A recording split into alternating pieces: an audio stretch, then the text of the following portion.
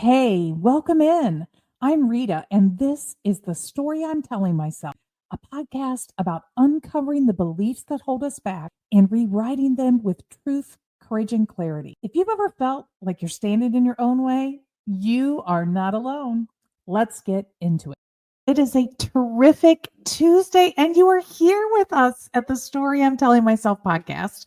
And I'm so delighted to have you. I hope that you've been having a wonderful day. If you're on the West Coast, it's kind of lunchtime.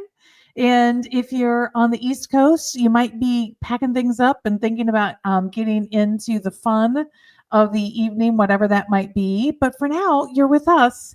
And Melissa and I are so glad that you are. So hop in the comments. If you are joining us live, say hello. Welcome our guest, Melissa. And Melissa, I want to thank you for coming. Tell everybody who you are. Hi, Rita. I'm so excited to be here with you all today. My name is Melissa Trelfa, and I am a fractional HR leader.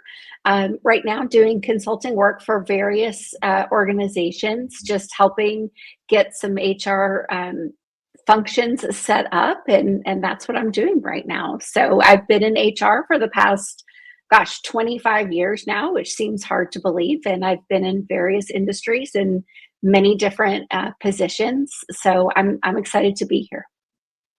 This is a fun week. I don't know if you've been following, but at the end of the week, Nikki Lanier, Jackson Lanier, we knew her as Nikki Jackson when we worked with her, is here. So I'm like, it's like old colleague week this week. Yeah, that's awesome. I love it. Cool thing. Yes. So the best way to reach out to Melissa right now is through LinkedIn. So Melissa Trelfa, and she has all of those fancy HR professional designations behind her name, and that's where you can find her. And I encourage you to connect with Melissa, especially if you are a business leader that is needing a little extra guidance around some of your HR stuff, because it's kind of rocky right now for many businesses and many managers. So yes, Melissa's a good person to have on your Rolodex, just a hint there. But today she is showing a lot of courage, because she's going to talk about one of those things that we only ever talk about when we're like 2 whiskeys in at the bar, like 3 cities away from home kind of thing. And it's that moment at work when you're just like, am I crazy here? Like, why isn't anybody else saying, wait a minute, wait, this just doesn't seem right. Yep. And it is often one of those things we really only have the courage to say when we have taken a little liquid courage. So let's applaud Melissa for her courage to help us uncover this story and the story behind that really keeps us sort of feeling trapped, because it is. I think you feel trapped when you're just like, oh my God, am I crazy? And I know that many of us have had this moment. So walk us into the story, Melissa. You're going to share one of many experiences that you've had like this, like so many of us. It's never singular, but take us into the story that you are going to share with us and give us a little context. Sure. Yes, we've had a long history, and so I'm sure we've had several conversations about us feeling similar for sure. But this particular incident or situation happened a couple of companies ago at this point in time. And I'll give you a little bit of a setup. When I started in the organization, this was at the height of COVID, actually. And so I had been doing some consulting work prior to this, and I had decided that I wanted to go back into a corporate environment. And so everything was sort of a mess, right? And this organization had sort of struggled with COVID and whether they would send people home or keep them in the office. And they had gotten some backlash for sort of being the last to send folks home, and then gotten some pushback for bringing them back into the office a little earlier than maybe some of the rest of the businesses did at the time. And so they were fighting a little bit of that. But there was a fairly new leader in the organization that was really overseeing a fairly large department. They were facing some turnover issues, in part and parcel because of COVID and because of their in-office policies, of course, but also because they were struggling with some systems breakdown, some sort of conflict within the leadership group. I think there was a lack of clarity between the roles and responsibilities and what folks were being held accountable for, and so it was really a time where you could take a step back, and the right process or the right approach really was to think more broadly and really assess it from an organization standpoint. So when I came in, really that was my suggestion, was to do an organization assessment, right? And we've been doing these for our whole career. So when I went in, it was really sort of with a little bit of naivety, I would say, and sort of some blinders on, just to say, of course, the leader would want this to happen. He would be invested in the success of this organization and would really want the positive outcomes. Why wouldn't you expect this? You took this not right. thinking your values were aligned, that you were right. So you're just operating from your good person values. That good person values. That's absolutely right. And so I started meeting with the leadership team, and come to find out there was a bit of a struggle. The leader was from outside the industry, which in and of itself is not bad. I mean, I'm a big proponent of being outside the industry. You can bring, some great perspectives to the position that way. But when you are outside of the industry and sort of unwilling to actively listen and engage with your team, and really, dive into and listen and be a part of that conversation and not prejudge things, then I think it creates, sort of more problems. So I started to sort of uncover that with the leadership team. And I sensed that there was a bit of fear in the leadership team from speaking up. And so, I really worked through, I had a wonderful leader at the time, just amazing, still very actively engaged with this person beyond that position. But we took the approach of really trying to sort of slowly educate the president and owner of the business, as well as working with the leader, and really tried to manage the process more holistically and very methodically. And still trying to kind of move forward with the org assessment, still trying to kind of introduce ideas slowly, ended up doing the full org assessment. We had 2 offsites, got some really great data, because ended up meeting with all of the leaders, probably met with about 70% of the organization, could clearly point to major turnover issues, hiring classes and classes of people, which, in Louisville, Kentucky, there's only so much of a market, at the time. So really could tell a good story about, what the situation was and what we needed to have happen. Brought it to the CEO, the owner of the business, lovely man, very interested in the outcome, very supportive of the information. But come to find out, he really just didn't want to address it. And that it was because the leader was a dear friend of his, and he wanted to, not address it head on. He thought, well, maybe we could do some coaching with this person.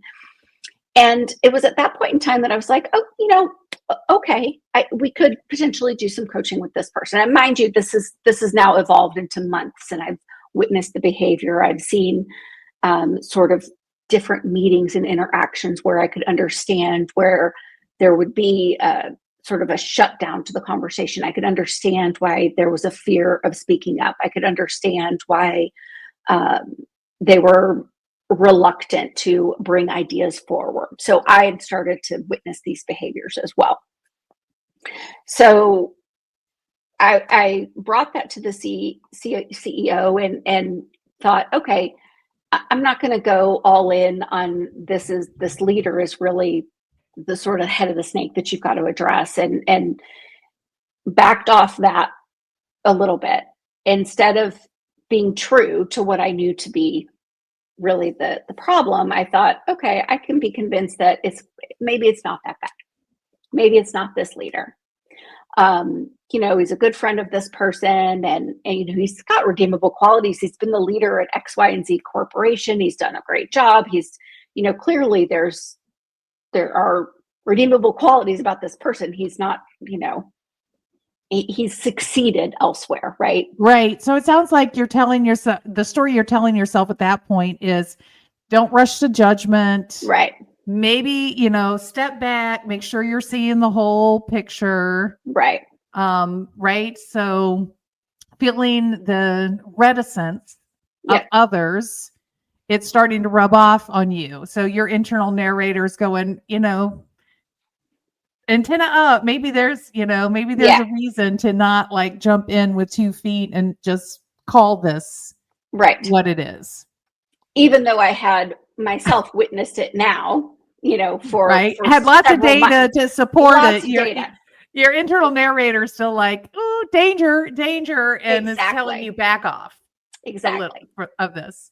And I just want to say, Sharon and Gary, love that you guys are with us today. Thanks for joining us. And whoever else is with us from LinkedIn, I can't see your username. It must be morning wherever you are. Thanks for coming to join us today on the story I'm telling myself. So keep going. So you're talking yourself out of. So I'm talking myself out of it because I thought, okay, I'm going to be compelled to listen to this person who I respected, and I thought, okay, success can be achieved with this leader. He can be coached, or we could work around the leader, which is just crazy now that I'm thinking about this, right? Like we're going to work around the COO. Like this is not actually the way to do things. Right. But you and I both know 20 some years in business, we make these deals with the devil all the time in business, right? Where we compromise things that we never thought we would compromise, and we are able to tell ourselves a story that talks us into it. Yep. And I think that's particularly true when you are, I hadn't been in the role for very long. I was fresh back into corporate after having stepped out of it for a while and done consulting on my own. And so it was this fear of, maybe my opinion isn't valid. Maybe I'm the crazy one. Maybe I'm the one that doesn't know what's going on here. I'm dreaming this up kind of thing. And that's where that inner critic is like, well, you haven't been in the game, maybe this just isn't, you're not seeing this clearly. So, and can we just acknowledge that, especially inside of corporations, and come at me in the comments if you experience this differently, but this has certainly been my experience. We expect a certain level of dysfunction. Right. So I can imagine having been outside of it, Melissa, and you're stepping back in and you already feel like they sort of took a risk bringing you in because you've stepped away. Right. Yep. So so the story you're telling yourself is you got to kind of prove your way here a little bit, right? Earn your stripes. Sure. And then you say, well, of course this is dysfunctional. Like that's what you expect. Like all organizations are going to be. They're going to have the dysfunctional uncle, right? Everybody in the family is sort of walking on eggshells around or whatever, right? Right. Yeah, absolutely. So, and that uncle might be beloved, and you might jeopardize relationship. Yeah. By taking that on or calling that out, for sure. Yeah. Yeah. And I think that's the risk, right? And particularly, sitting in the HR seat, I was talking to a colleague of mine that, HR is very often put in this spot where we're really heavily leaned upon, right? To uphold the integrity and honesty. And we really are leaned on in heavy, like hard times. but then we're also sort of disenfranchised a lot, or sort of pushed aside a lot in times where the business is booming or we're not needed or whatever. And so it's sort of a take it or leave it relationship. And so that leaves you feeling like in this weird space where you're not really sure how valued you are. And so that relationship being so tenuous and you're unsure of it, you're just not quite sure how to act in situations like that. And I think that's where we start to really question ourselves. Well, and I think when you are in that position, you're sort of that moderator, that middleman or whatever. You're also very vulnerable to becoming the scapegoat. Mm-hmm. Yeah. And I've certainly been in that position where I felt like I walked myself right up into the space where it was just so easy for everybody to turn and all their ire on me. Yep. Instead of dealing with what the real issue is, which is their ire with one another. Sure. Yeah. It's very easy to do that. I fully agree. So fast forward, I think maybe 2 weeks, maybe a month later, when I'm still believing that maybe this coaching could work, maybe we can continue to work the channels and figure this situation out. We're hiring classes of people, and by classes I mean 25 people at a time, getting them in the door. 3 classes a month, trying to get them up to speed. Then there's massive training to get them to understand their roles and responsibilities. It's a fairly complex product that they have to work. So I'm sitting in the office with this leader, and this is when I knew that I wasn't the crazy one. We're sitting in his office, we're having a conversation, and there was another individual there. And I made a comment that set him off. And I'm sitting down, and he's a very tall gentleman. And I'm used to, my husband's 6'4". I'm used to tall guys. It's no big deal. But the comment set him off, and he stood up and pointed his finger in my face, and I'm sitting down, and he got heated and got in my face and stood there as I was seated and said, "No, you did this. You did this." And I maintained composure for sat there for 10 minutes. I wasn't going to let him see me cry or get upset or anything like that. I just sat in my seat.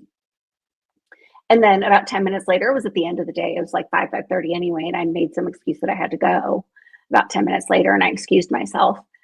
And I went downstairs, and my boss was still there. And I said, "I will never be spoken to that way again."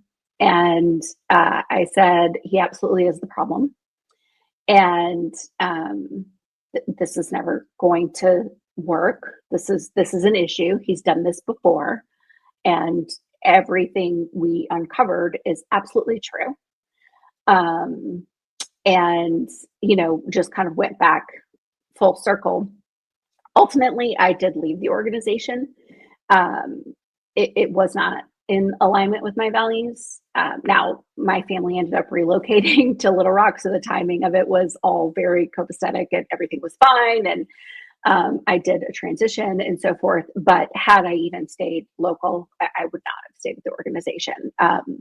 So it didn't matter. It was not in alignment with what I wanted for myself. And it became very, very clear in that moment that unless this was addressed, that they would always have an issue. And they continued to have issues for a very long time. And ultimately, I think he did end up taking a retirement and moving on and whatnot.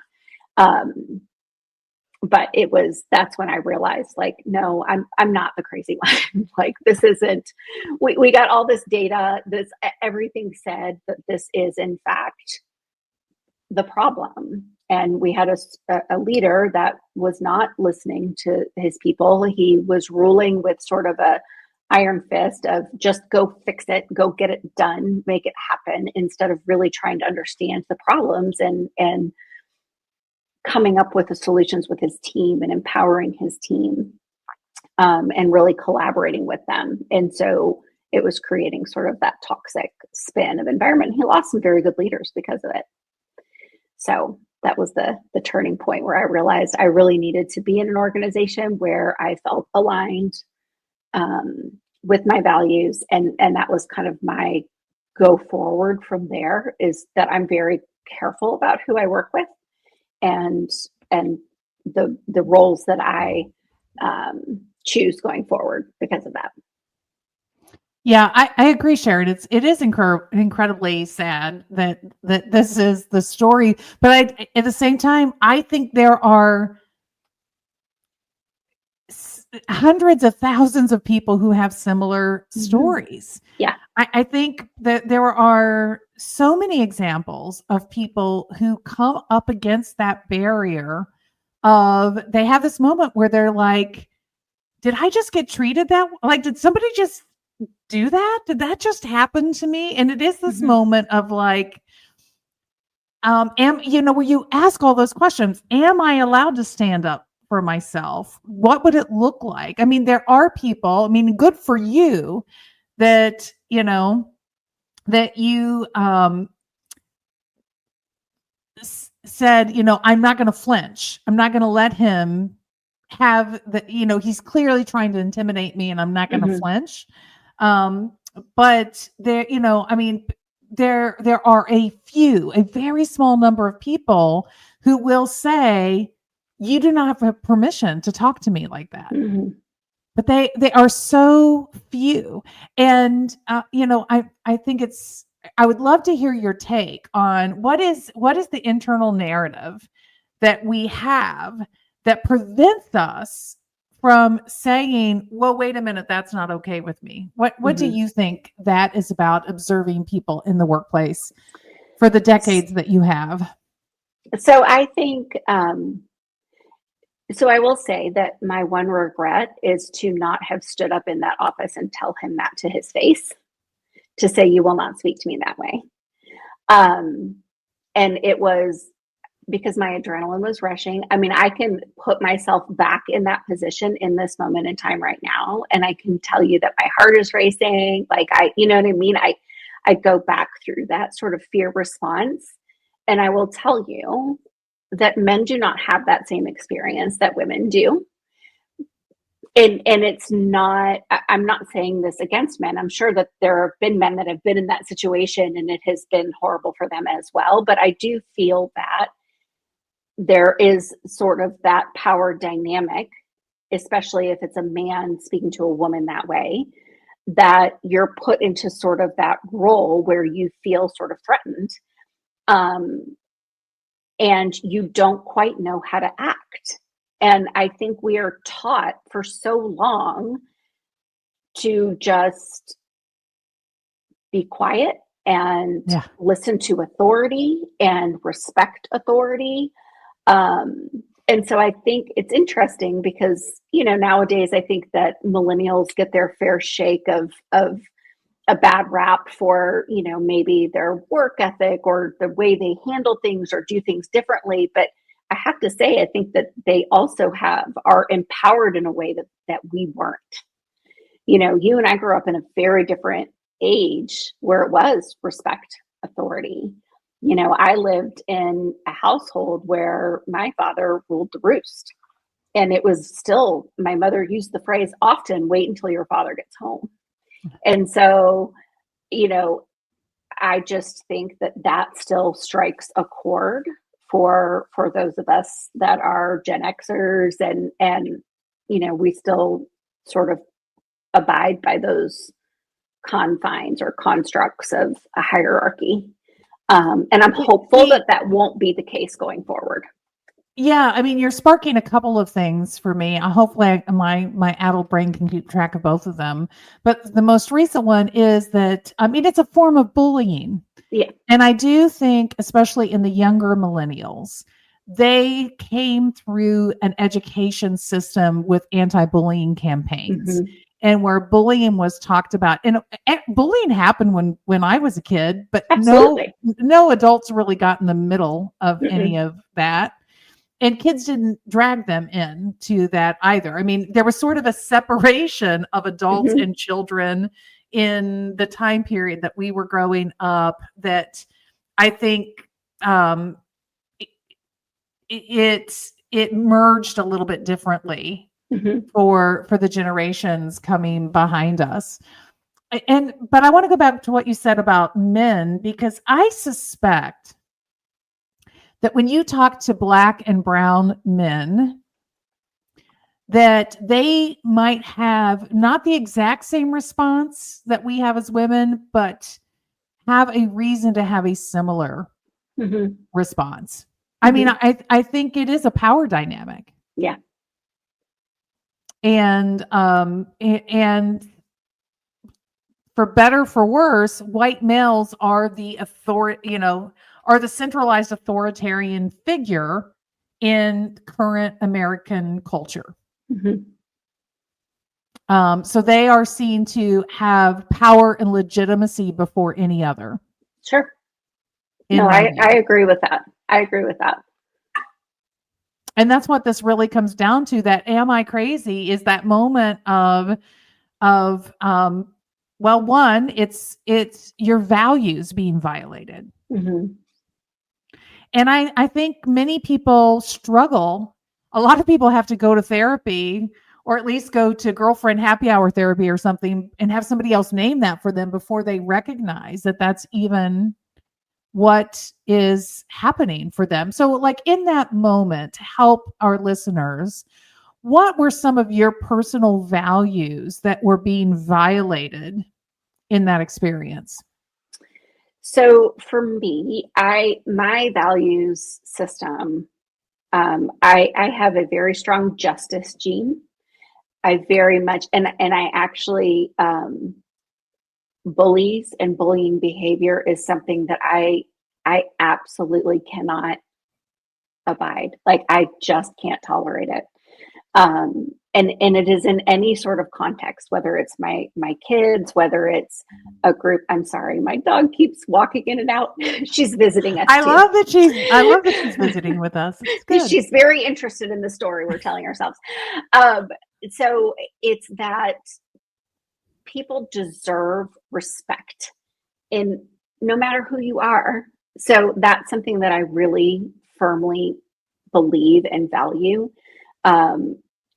Integrity and honesty is something that I really firmly believe and value. I think that that is what was being challenged. Like, I didn't feel that that person was living into their word.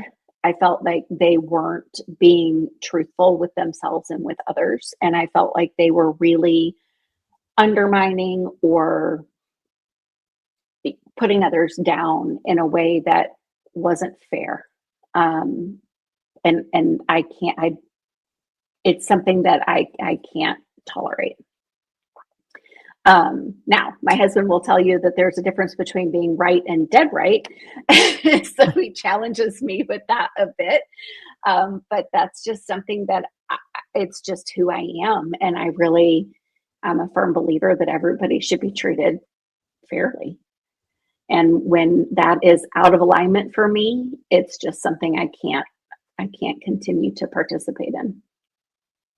And I think that is most human beings. Yeah. Most human beings are going to have their own internal scale where they are weighing out their equity in a situation. Am I being treated fairly in equitable ways? And after a while, when that is not rising to the level that it needs to, people are going to start looking for escape routes, right? I mean, you might buy their loyalty for another season, but it's not going to be for a lifetime if you're treating them that poorly, right? I think the other interesting thing that comes up for me about this story that happens is, I think, and you alluded to this, I think so many of us carry a story that it is our responsibility to make our boss happy. So, again, we overlay mentally and subconsciously, I think a lot of parental ideals into work settings, right? Mm-hmm. So, so this person is the authority, the head of the group, Mm-hmm. just like, like you said, your father was the head of the household. Mm-hmm. And therefore, he has ultimate authority or of decision making, and it's our job to meet his expectations, to deliver what he wants, to do these things. And I Right. think that can be true even if it's a female who is bullying. I've seen women leaders bully Yeah, too. definitely. Definitely. I do think that there is something to when you get into that leadership role, and as I was sort of preparing to speak to you today, I thought it was interesting. So there's a lot on how do you retain and engage employees, and how do you connect to them, and so forth. And while there are still a lot of things on how to be a good leader, I think that there does seem to be a gap in when you get to that leadership space, how are you maintaining your integrity? How are you Mm. continuing to actively listen and support your team? How are you, it kind of goes back to sort of servant leadership and whatnot, but how are you treating people with respect? How are you walking the talk? And I don't know if that has shifted because of remote work, because we're not face to face anymore. We're not as connected as we once were. But I do feel like there is sort of a gap sometimes with leaders that aren't, you know, really connecting with their teams in the way that we once were. And when you get to that certain level, it's this, it can go one of two ways. You can maintain that integrity and you can connect with your team, or you can get sort of really caught up in the power and the office politics and the next best thing and the show. It's kind of like going to the big leagues and you're in the show now and that's all you care about. And so I feel like there's a big difference between those two styles of leaders. And I wonder what that's about. So as I was preparing for this, I just sort of noticed that, is there a lot out there in terms of how do we maintain that sort of openness and caring leadership quality? Right. And I don't Well, know the answer to that. I'm not sure about the answer to that either. Feel free to add comments, listeners, and in questions around this. What what what you just shared, where it took me to, Melissa, is one of my recent "Am I the crazy one?" moment was hearing the statement that there's too much feminine energy in business right now, and it's time to bring the masculine energy back. Interesting. And there is some equation that people are offering that there is no accountability with feminine energy. Hmm. That because we're leaning into feminine energy. So when you were talking about these different styles of leadership and stuff, this very authoritarian is the very masculine style of leadership, right? And the more collaborative, co-creating, engaging style of leadership is, I'm assuming, what they're calling the more feminine energy of leadership. And but what we give up when we do that is that we give up accountability. And I don't see that to be true I at don't either. all. I think we get more done in a day than than the average bear. So, it to me, authoritarian is lazy. I would That's agree. that's like the hit the easy button. Yeah. Like throw around my positional authority and power, throw around my my experience, my sort of bravada of self in all of this. And then you even through like size, and things like that can really make a difference. And sometimes it's not even just physical size, it's personality size, right? Yeah. That becomes a part of that.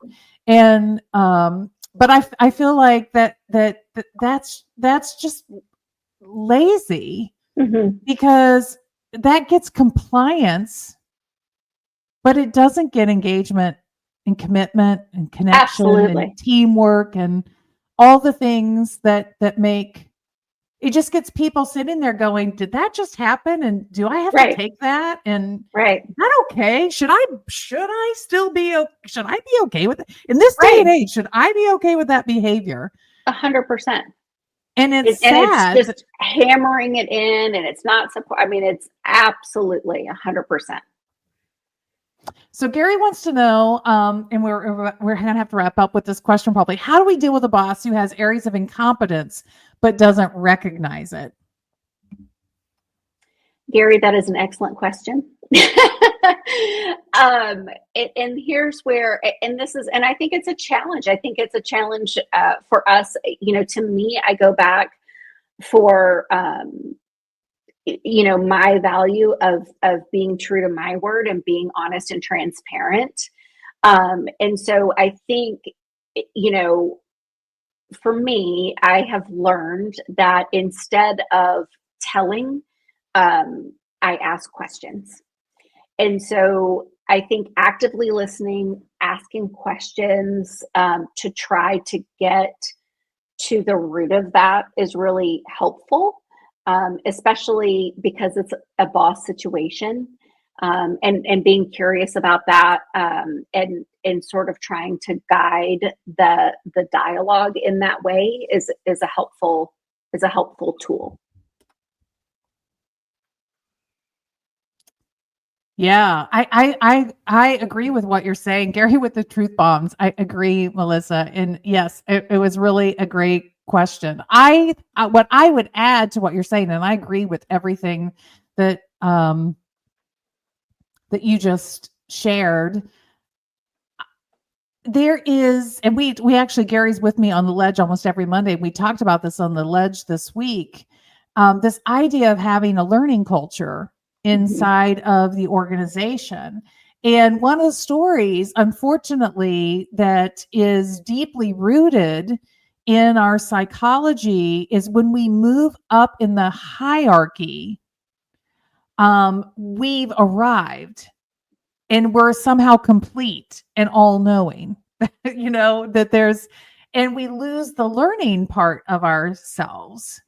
And so to the extent that you have the ability to influence inside of the organization, the idea that we are all always learning and evolving, there's always something that we could be bettering, so that it's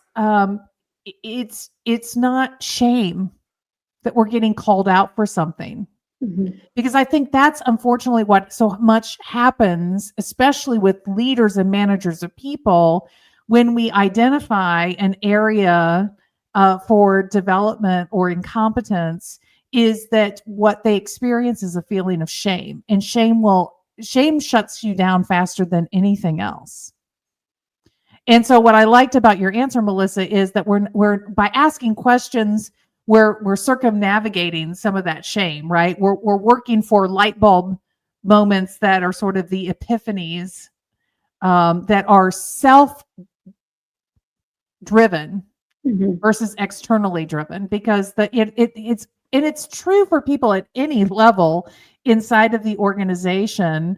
But again, the story that we have about needing to be perfect and have mastered everything, etc., that so many of us carry with us as we move up into the hierarchy, we are really competing with a very difficult internal narrative that people have.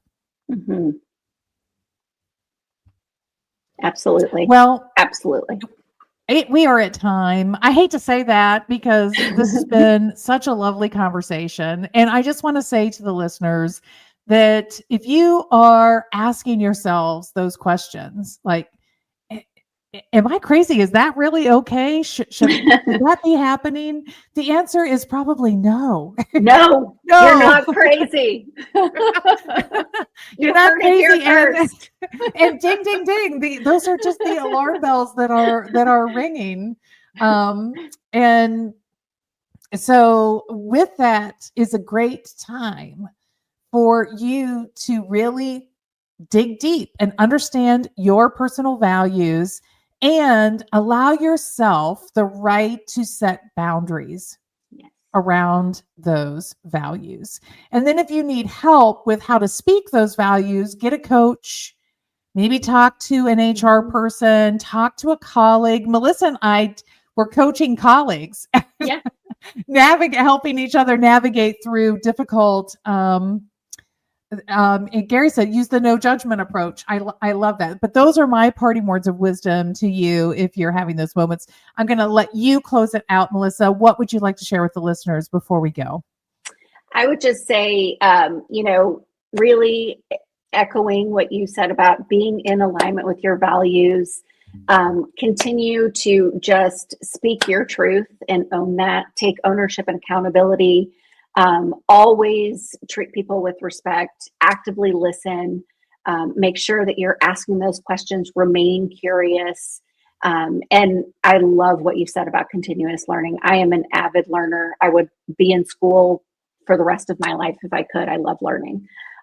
So just know that you're not crazy, and it's okay to have those questions, and just use that as a way to dig deeper. Yeah, and maybe give yourself permission to say, yeah, wait a minute, I need to step away because I'm not feeling good about the direction of this conversation in this moment, and I'm really uncomfortable. That's right. You can not attack the other person, but still take care of yourself along the way. So, but it's a practice. Look, all of us are working on it. Absolutely. You're not crazy, and you're not the only one, and none of us does it perfectly, and we're all a work in progress. So just keep working on it. Yes, just keep swimming, as Dory would say. I love it. Well, thank you everyone for being with us. On Friday, my dear friend, Dr. Nikki Lanier is with us. I'm trying to pull my calendar up. I think we start at 3:00. Yeah, that's right. At 3:00 on Friday, come back. We're going to talk about her personal story as a mother, and navigating the challenges of fear that she had with her African-American son at a time when the world was feeling very dangerous. And it's something that so many of us are stepping into again now in this moment in time. I think it's a timely opportunity for us to step out of the conversations about work and step into some more personal conversations about life in general. And you are going to love Nikki Lanier. So come join us. Nikki's amazing. She is Friday at 3 p.m. Come back. Thank you, everyone. Gary, Sharon, for being with us today, Melissa, and we'll see you again. Bye, everyone. Bye. Thank you for joining us on The Story I'm Telling Myself. If you loved this episode, would you do us a big favor to help us reach a bigger audience? Simply subscribe to the Story I'm Telling Myself podcast and rate this episode and share it with a friend. Thank you for listening.